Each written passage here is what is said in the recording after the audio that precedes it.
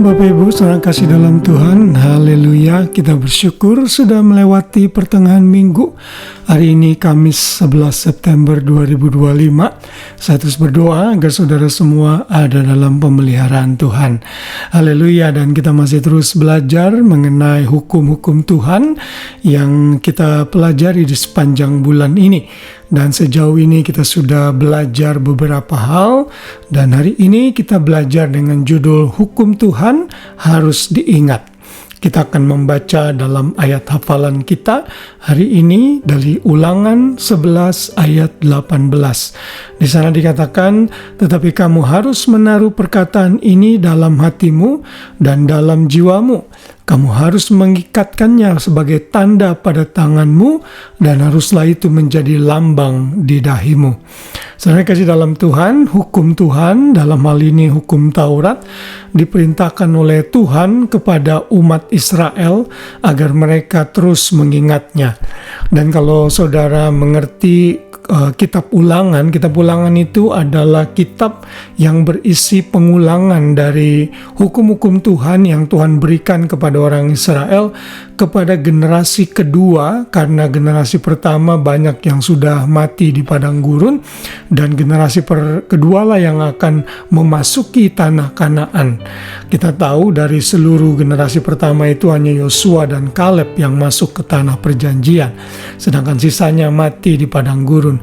Dan Musa mempersiapkan generasi muda ini untuk memasuki tanah Kanaan agar mereka taat kepada hukum-hukum Tuhan.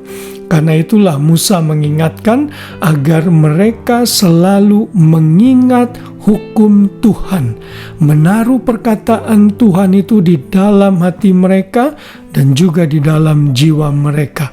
Dan mereka diperintahkan untuk mengikatkannya sebagai tanda pada tanganmu dan haruslah menjadi lambang di dahimu.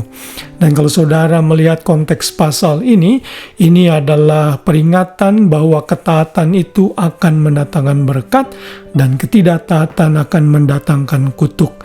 Kalau orang Israel mau diberkati, hidup dalam kebaikan dan keberkatan senantiasa, mereka harus mentaati firman Tuhan, mengingatkannya, dan menyatakan serta mengajarkannya kepada anak-anak mereka.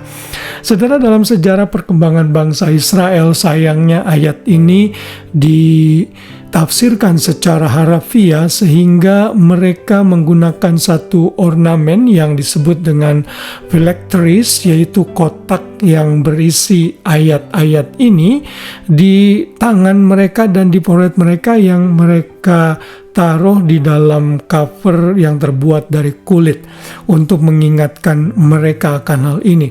Sebenarnya mereka tidak perlu melakukan hal itu. Yang terpenting adalah mereka mengingat apa itu hukum Tuhan, lalu melakukannya dan mentaatinya.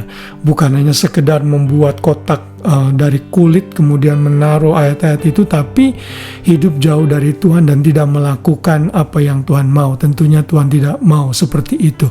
Karena itulah Tuhan mengingatkan bangsa Israel agar mereka mengingat hukum-hukum Tuhan.